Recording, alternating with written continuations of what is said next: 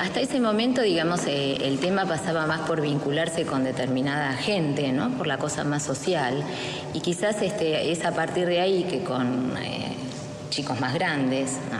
Que quizás ya estaban un poco más incluidos en la cuestión de esta conciencia política, entre un poco de noviar y un poco de, ¿no?, de empezar a interesarse, yo creo que mi entrada fue un poco por ese lado, ¿no? Quien más comprometido, quien menos comprometido, pero hacía parte de tu vida cotidiana. Estaba la escuela y la militancia. Entonces había mucha actividad de los centros de estudiantes. En ese sentido, digamos, en lo que podemos decir que diferenciaba a Laura y a mí es que yo no estaba en colegios como el Pellegrini o el Buenos Aires, donde la actividad política y su desarrollo estaban como contenidos, es decir, era el lugar como apropiado. Una primera línea que había que superar en muchos de nosotros para el encuadramiento político, si se hacía hacia el peronismo, ¿no?, frente a otras tradiciones, no había problema.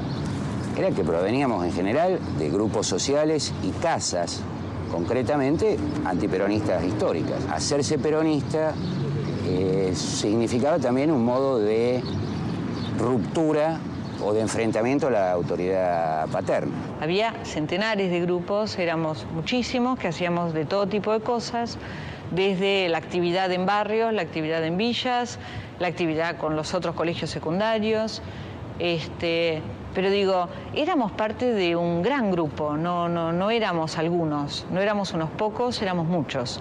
Nosotros teníamos el pleno convencimiento que íbamos a cambiar el mundo.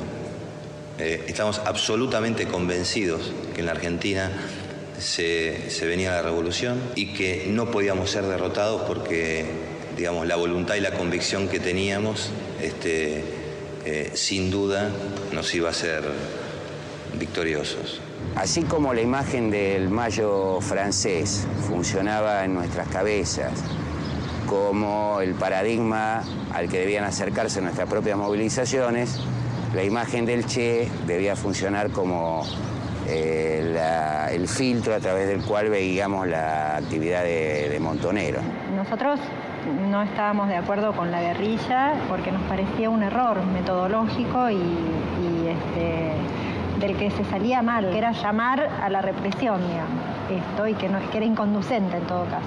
De todas maneras, en el colegio y en todos lados nos sentíamos compañeros, ¿no?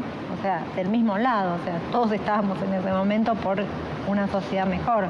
Le veíamos con respeto a la gente que creía en todo eso, siempre con mucho respeto. Por su dirección nada y respeto por los pibes, y aparte que eran la verdad que los chicos del colegio, que fueron a la Hueso, también había de la Juventud de Barista, todos realmente eran buena gente, buenas personas, ¿viste? Eran tipos, y que era lo que más sufríamos nosotros, porque vos veías que gente buenísima era ganada para esa política. El cambio creo que pasaba por todo, digamos, adentro del colegio, por dar vuelta a todo lo que hasta ese momento se venía sosteniendo, esa cosa disciplinada, esa no participación.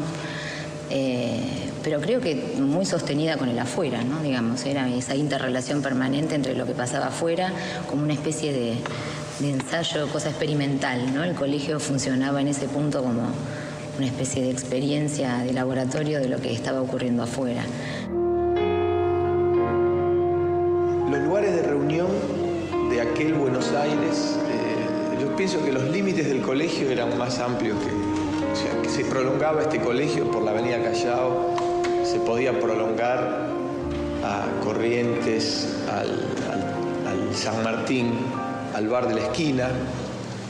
Uno se llevaba el colegio un poco encima y pateando por Corrientes y yendo por las galerías debajo del obelisco, era el tema de la política, del colegio, de las materias, era toda una sola cosa y éramos el Pellegrini. Y éramos con orgullo el Pellegrini, ¿no? Un lugar de reunión fuerte era la casa de Rubén, en Flores. Nosotros comenzamos un poco nuestra actividad política a través de mi mamá, que era de la JP, pero con pensamientos muy pacifistas. Y mi mamá, cuando empieza, digamos, a acercarse a la JP, también abre las puertas de nuestra casa para muchos exiliados uruguayos y de Brasil. Es decir, que mi casa se convirtió un poco en un centro que albergaba a gente muy diversa. Y en cierta forma nos abrió mucho la cabeza y también nos sensibilizó con otras realidades. Y creo que eso a Rubén le penetró mucho. En la casa de Rubén escuchábamos música, jugábamos a las cartas, tocamos la guitarra.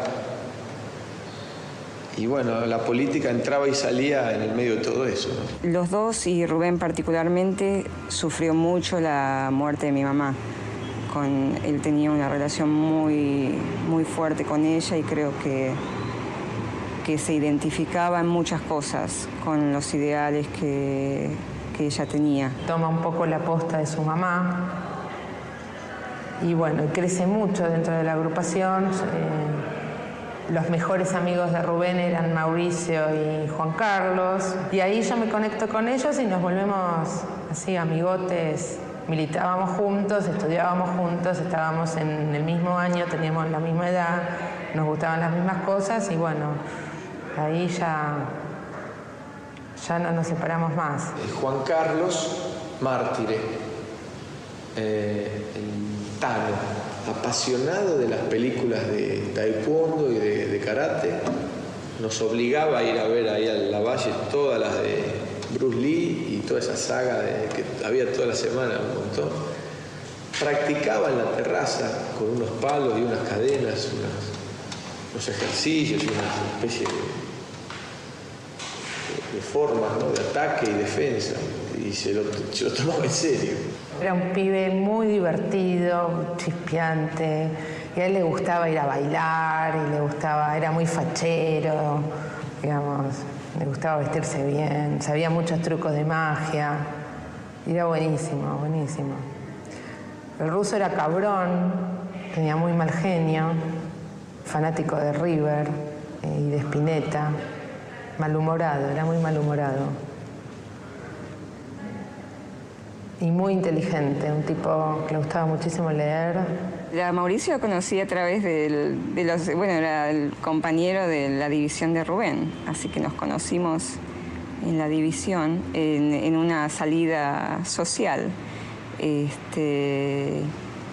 Y fue paulatino, creo. Ahora no recuerdo bien cómo fue, pero nuestro acercamiento fue paulatino.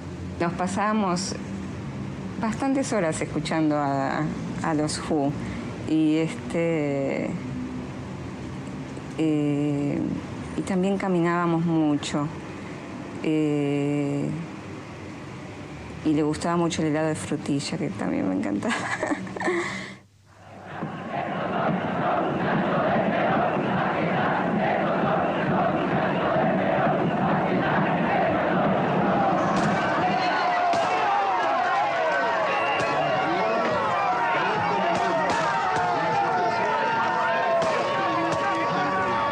Esto que vos llamabas el proceso de derechización del peronismo es hoy un proceso evidente. No estoy seguro de que lográramos verlo con tanta claridad en aquel momento. Y a estos estúpidos que gritan que han visto caer a sus dirigentes asesinados sin que haya todavía sonado el escarmiento. Yo creo que nosotros tuvimos una ruptura filial con Perón, una ruptura de padre a hijo. Y creo que nos desacomodó políticamente y nos hizo cometer, algunos errores de concepción estratégica, de estrategia política. Pero bueno, porque éramos todos muy jóvenes. Nosotros éramos chicos, pero nuestros jefes también eran jóvenes. Me acuerdo que una chica que está desaparecida, Amanda, me hace una entrevista como de iniciación, de introducción, de invitación a participar y a sumarme. Y en una hora y media me explicó qué era el proyecto de la UES, de los montoneros, de la revolución, del socialismo nacional y que, bueno, Perón era un estandarte, pero Perón no era el objetivo, sino que era, bueno, un elemento para... Y que, bueno, que firme Nietzsche, y que los compañeros, y que... Y medio la UES se bajaba la línea que se bajaba desde Montoneros. Todo militante de la UES, en algún lugar, la aspiración era poder pertenecer a la organización. Después que se diera o no es otra cosa, pero...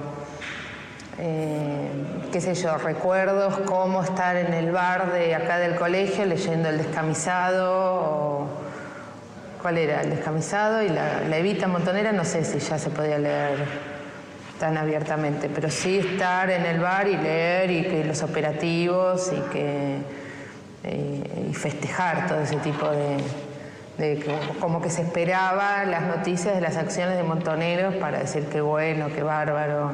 Con gran dolor debo transmitir al pueblo el fallecimiento de un verdadero apóstol de la paz y la no violencia.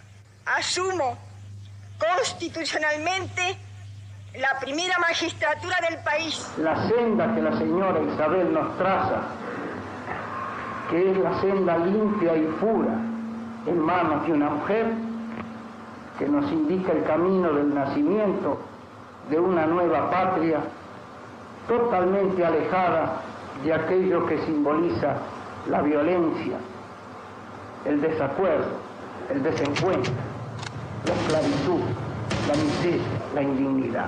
Bueno, cuando la intervención en la Universidad de Buenos Aires y en la Escuela Inminente se decidió una toma de resistencia a lo que sabíamos que era el final de todo el proceso que se había inaugurado. Además, la persona que iba a venir y que vino finalmente a la universidad era un personaje del fascismo más auténtico que había. Es decir, que el destino era el peor.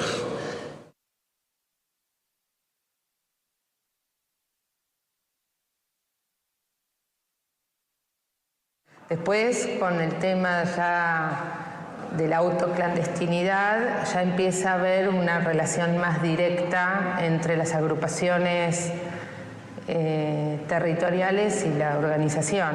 Y las actividades que se hacían desde la UES eran de resistencia, digamos, marchas, asambleas. Pintadas, volanteadas, que eran, clandestinas, no era ir a volantear como quien va hoy a la esquina y tira sino que eran volanteadas con la firma de Montoneros o de la UES, Regional 1, en contra de Isabel o de López Rega, o en contra de los milicos, y en una esquina. Me acuerdo la del Cid Campeador, donde se juntaban varios compañeros a una hora predeterminada, que aparecían de distintos lados y se producían pintadas, volanteadas y la quema, por ejemplo, de algo, que podía ser un muñeco con el símbolo de Estados Unidos o un auto, o volcar un auto. Eso me acuerdo que se hizo. Que a mí ya eso me provocaba cierta cosa. Digo, pero un auto de un tipo, ¿el auto de quién era? Fuera de la agrupación había que ser buen alumno, contestativo.